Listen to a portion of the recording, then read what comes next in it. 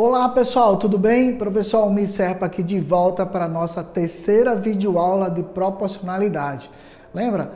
Não lembra não? Vou te recapitular, tá? A proporcionalidade foi dividida em 3 videoaulas, essa é a terceira das videoaulas que falam sobre razão, proporção e escala, tá bom? E outras grandezas mais, porque a gente falou de, óbvio, né? De velocidade média, enfim, algumas coisas bem interessantes, porque faz parte do nosso programa aí, Prepara Enem e SSA, tá bom? Olha aí, ó, proporcionalidade, aula de número 3, vem comigo, eu sou o professor Almir Serpa, sejam bem-vindos. Obrigado aí para todos vocês que estão nos acompanhando, um abraço à escola José Vilela, que sempre tem nos apoiado aí, Maria José Dias, e representando, claro, toda a direção da escola. Valeu mesmo, viu? Tamo junto. Proporcionalidade, vou falar um pouquinho sobre conceito, tá? Da proporcionalidade, razão, proporção e escala, só para vocês lembrarem.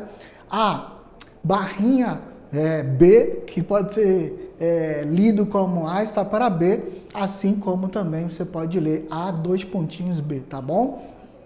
E essa é uma das formas bem interessantes, porque tanto A tem várias nomenclaturas como o B, então fica ligado, que tanto no Enem quanto no SSA, essas nomenclaturas são importantes para você reconhecer na questão, tá? Então pode ser o numerador ou parte, pode ser denominador ou todo, pode ser minuendo, subtraindo, antecedente, consequente, são vários termos utilizados para a mesma representação, fica ligado aí, tá bom? Então, ó, nesse caso aí, o A e B eles podem ser representados por antecedente e consequente, tá? Na proporção, vocês já estão acostumados, inclusive, porque o professor de matemática fala sempre isso, né? Numa proporção, produto dos meios pelos extremos, lembra disso? Eu sempre falo isso nas videoaulas, porque é verdade, ó.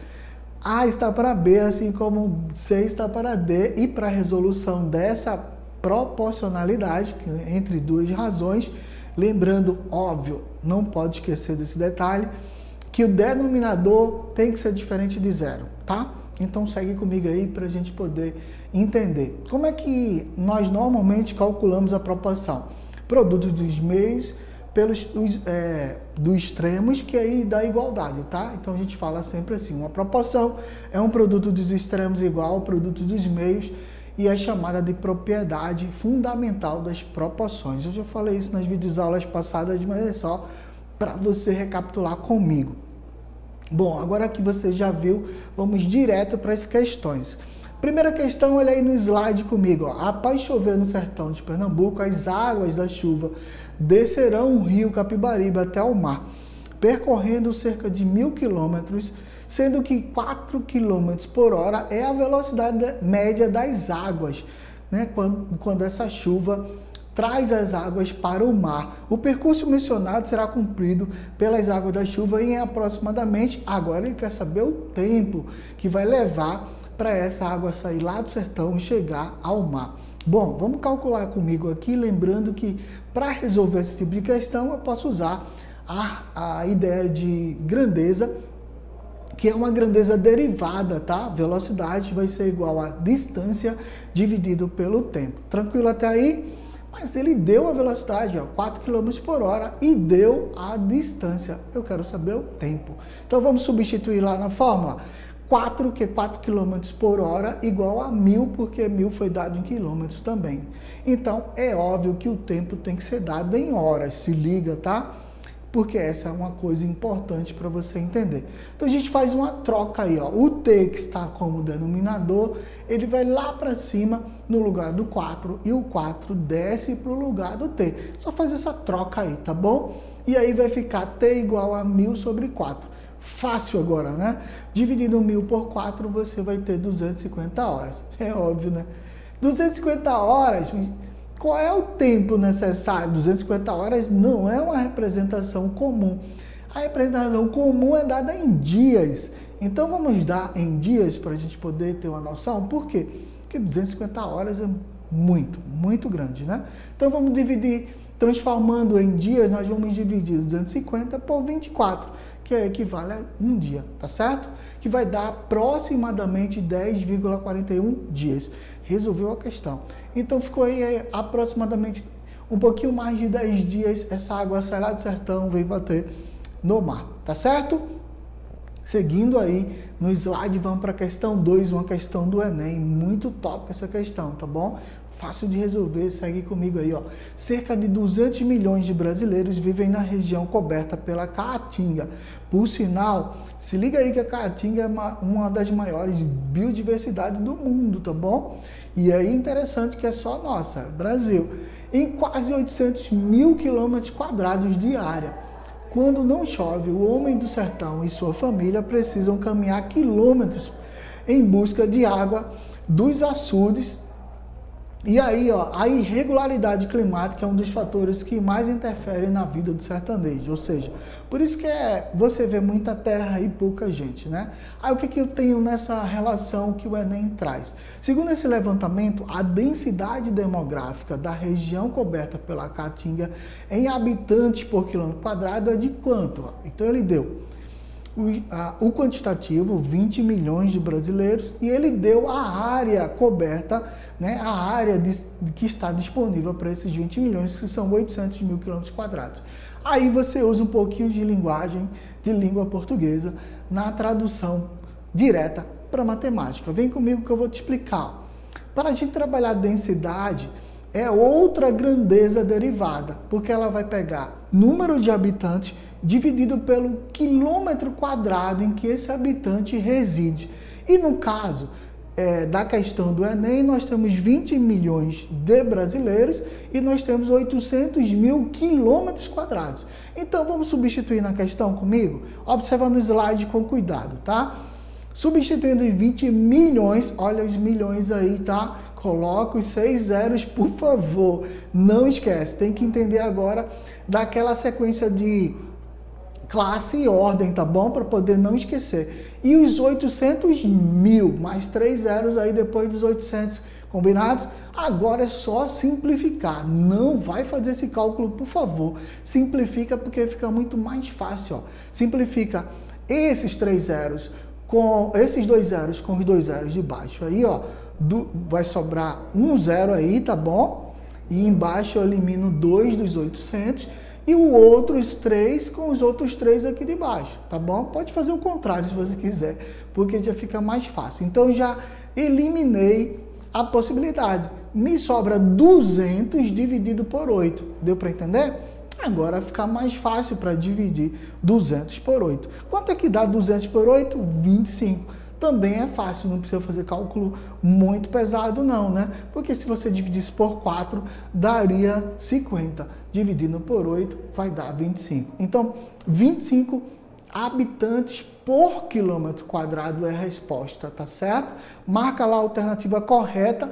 Não esquece da relação, é habitante por quilômetro quadrado. Fechou? Agora vamos para a questão de número 3.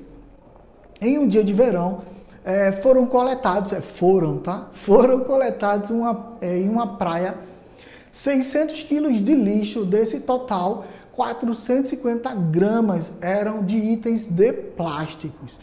Olha, a quantidade de itens de plástico representa quantos por cento do total de lixo recolhido na praia? Aí a gente vai fazer uma relação, ó. 600 quilos de lixo, eu tenho 450 quilos de plásticos. Então eu tenho uma relação quilo-quilo. Ficou mais fácil, tá vendo? Tá na mesma unidade. Depois de a gente calcular a razão inversa, deveremos transformar o resultado em taxa percentual, tá bom? Essa questão é top, porque ela vem com razão inversa e depois a gente vai para proporcionalidade e percentual, ok? Então 450 sobre 600, eu vou simplificar esse zero de cima com o zero de baixo, vai ficar 45 sobre 60, ok? Eu vou simplificar 45, dá para simplificar por 15, né? E 60 por 15, então por 15, 45 vai dar 3, 60 por 15 vai dar 4. Eu tenho 3 sobre 4, ó.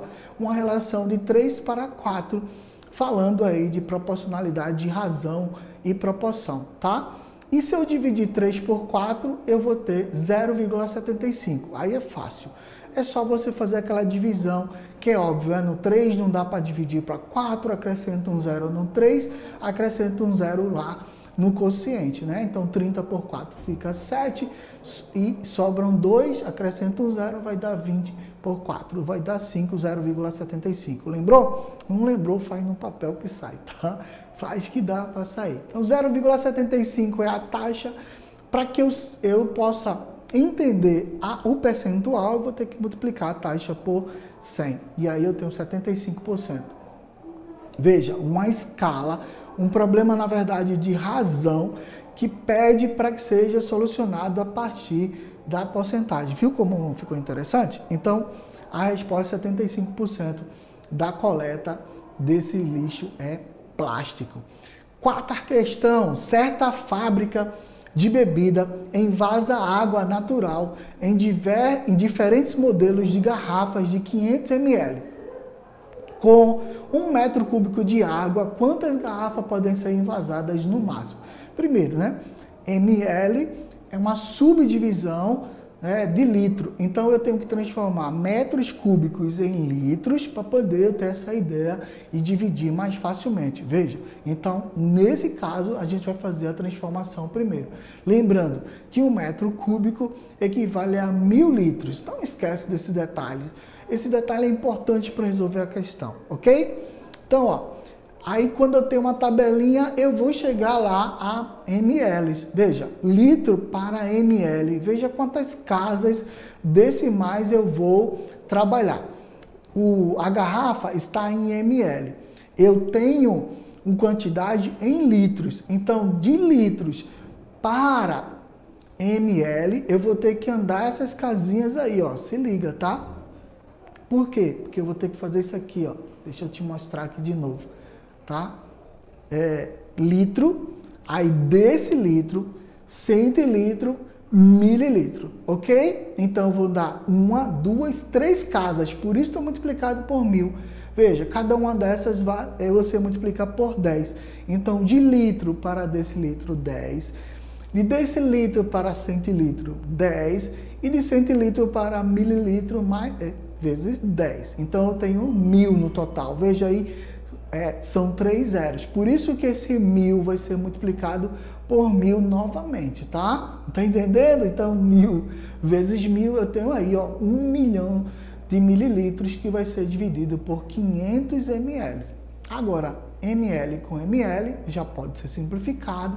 E os 3 zeros ali, ó, os 2 zeros de cima com os 2 zeros de baixo também já podem ser simplificados. Quando você simplificar aí, você vai ter 2.000 garrafas podem ser preenchidas com 1 metro cúbico. E aí a resposta é essa, tá bom? Tudo tranquilo até aí? Então segue comigo para a quinta questão. Quantos baldes de litros serão necessários para encher uma caixa d'água com capacidade de 0,6 metros cúbicos? Lembre-se, né? 1 litro é igual a 1 decâmetro cúbico. Então, essas relações são interessantes para que você sempre lembre, porque está dando, ela está falando de 3 litros, veja, quantos baldes de 3 litros e o total da capacidade está em metros cúbicos. Vamos transformar metros cúbicos em litros? Vamos lá comigo, tá? 1 metro cúbico equivale a 1000 litros e 0,6 metros cúbicos equivale a quanto? E aí a capacidade do balde é de 30 litros. Vamos transformar? Vamos lá comigo, ó. Aplicando a regra de 3 agora, vamos encontrar o valor de x, tá? Metros cúbicos equivale a 1000 litros, 0,6 equivale a quanto?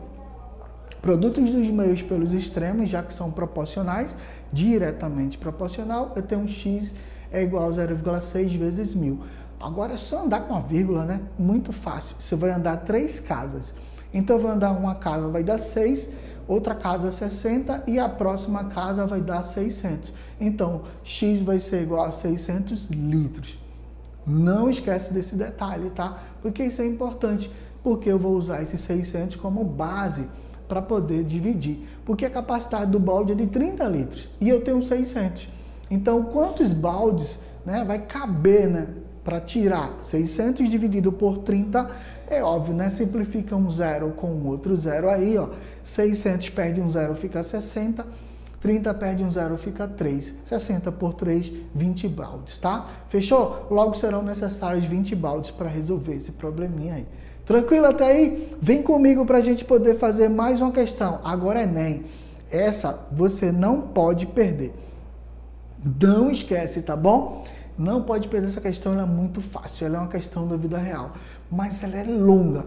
Vê o texto, veja comigo o texto. Ó, uma empresa de ônibus utiliza o sistema de vendas de passagem que fornece a imagem de todos os assentos do ônibus, diferenciando os assentos já vendidos por uma cor mais escura dos assentos ainda disponíveis, tá? A empresa monitora permanentemente o número de assentos já vendidos e compara-o com os números total de assentos do ônibus para avaliar a necessidade de alocação de veículos extras, caso venda mais do que o necessário, tá bom? Na imagem, tem-se a informação dos assentos já vendidos e dos ainda disponíveis em um determinado instante. A razão entre o número de assentos já vendidos, se liga aí a sequência, e o total de assentos desse ônibus no instante considerado da imagem cara, o texto do Enem só é longo, mas olha o que ele pede no final, a razão dos assentos já vendidos pelo total. E eu vou te mostrar como é fácil essa questão, você não pode perder, por favor, é muito fácil. Vê comigo, as imagens mais escuras que eu vou marcar com as bolinhas, são as dos assentos que já foram vendidos, tá bom? Então vamos lá, esses daí, ó, 2, 4, 6, 8, até agora, no outro lado, no outro corredor, eu tenho mais 2, 4, 6, 8, 10. Então veja, no total de assentos já foram vendidos, eu tenho, o total é 42. A própria imagem está dizendo para vocês, total de assentos 42. A imagem do Enem já está marcando para você, você nem precisa contar o total. Ele já disse para você, só precisa contar quantos já foram vendidos. E aí foram 16 vendidos. 6 no primeiro, né? Na relação da primeira coluna e com 8 no primeiro, com 8 no segundo. 8 de cada lado. Então, é óbvio que eu tenho aí uma relação 16 para 42. Não pediram para simplificar. O professor de matemática sempre diz que quando você tem uma fração, simplifica até a última parte. Mas esse caso ele quer uma razão, são 16 para 42. Acabou, 42 assentos é o total, 16 já foram vendidos. Fechou a questão. Viu como é fácil? Agora a gente vai finalizar, ou já chegando perto da finalização, mais uma questão do Enem, que você também não pode perder, porque essa é muito fácil. Os exercícios físicos são recomendados para um bom funcionamento do organismo, pois aceleram o metabolismo e, em consequência, elevam o consumo de calorias. No gráfico, esse que você está vendo aí na tua tela, estão registrados valores calóricos em quilocal gastos em 5 diferentes atividades físicas, em função do tempo dedicado às atividades, contados em minutos. Se liga aí, tá? Qual dessas atividades físicas proporciona o maior consumo de calorias por minuto? Ó, ele já deu muito claro, ler o gráfico e fazer a representação das razões. E aí simplifica as razões para você poder resolver a questão. Vem comigo que eu vou te mostrar. Ele quer, no final, qual dessas atividades físicas proporciona maior consumo de calorias, tá? Aí você poderia aí, não é fácil, professor, eu vou nessa letra desse 20 aí, marco o item 3. Não é bem assim, vamos fazer cada um deles para te mostrar. O primeiro é esse aí, ó. Para 20 calorias eu levo 10 minutos, beleza? Simplificando 20 por 10, eu tenho 2, tranquilo? No 2, eu tenho 100 para 15. Olha, a relação de 100 para 15 já é muito maior do que 20 para 10. No 3, eu tenho 120 por 20. Então, simplificando, vai dar 6. No quarto, eu tenho 100 para 25, ainda menor, tá bom? Que aí vai dar 4. E no quinto e último, eu tenho 80 para 3, que vai dar um número ainda menor na taxa. O que é que eu vou fazer? Simplificar cada uma delas. Ó. 20 por 10 dá 2, tá bom? Simplificando. 100 por 15 dá 6,66. 120 por 20 vai dar 6. 100 por 25, eu já disse, né? 4. E 80 por 3 vai dar 2,3. 33. É óbvio que o que vai maior gasto de calorias é 6,66. É o item 2, tá vendo? Que não é o maior na tabela. Viu aí que a relação é muito importante? Não é essa questão. Faz ela com muita calma, porque dá sim para sair a resposta, tá certo? Agora, feito essa questão, nós temos a oitava, provavelmente a nossa última questão. Eu não vi todos os slides, mas é a nossa última questão, provavelmente. E ela traz também a mesma relação. Questões do Enem são muito fáceis, mas tem um texto longo. Então, ler bastante ajuda nas resoluções de matemática, não esquece, tá? No Monte de Cerro Amazonas, no deserto do Atacama, no Chile, ficará o maior telescópio da superfície terrestre, que é o telescópio europeu, extremamente grande, chamado ELT. E esse telescópio terá um espelho primário de 42 metros de diâmetro. Se liga, diâmetro, não falou de raio, diâmetro. O maior olho do mundo, ele será chamado assim, né? Voltado para o céu. E se você quiser mais informações, está disponível nesse site aí, ó, do estadão.com.br. Ao ler esse texto, em uma sala de aula, uma professora fez uma suposição de que o diâmetro do olho humano mede aproximadamente 2,1 centímetro. Qual é a razão entre o diâmetro aproximado do olho humano, suposto pela professora, e o diâmetro do espelho primário do telescópio? Então, vamos fazer essa relação? Essa razão, 2,21 para 42 metros. É óbvio que você tem que transformar 42 metros em centímetros, né? Vamos lá comigo?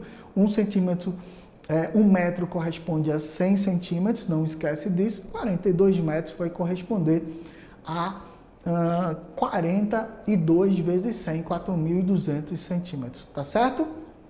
Aí, nessa razão que ele quer, é o 2,1 pelo valor, 4.200 centímetros. Fechou? Agora tá tudo em centímetros, eu simplifico.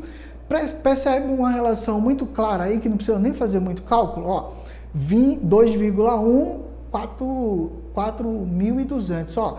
2,1, 4,2 é o dobro, ó. Então, vou simplificar centímetro com centímetro. Depois eu vou multiplicar por 10, multiplico por 10 embaixo, tá bom? Se multiplicar em cima, multiplica embaixo, que é mais fácil. Então, fica 21 por 42 mil, no caso, né? Tira esse ponto, é 42 mil. E aí, 21 dividido por 42, só sobra 1 para 2 mil. Bom, essa é a razão. Viu como é fácil? Tranquilo, então? Aí é só fazer esse joguinho aí, ó. Ou multiplica ou divide pelos mesmos valores que você vai calcular mais facilmente, tá? Bom, a razão, então, é 1 para 2 mil, tá certo? Essa é a resposta. Bom, chegamos ao nosso final da nossa videoaula. Quero agradecer aqui a todos vocês que têm nos acompanhado. Obrigado pela a presença de vocês. Espero vocês na próxima videoaula, tá bom? Tchau, tchau.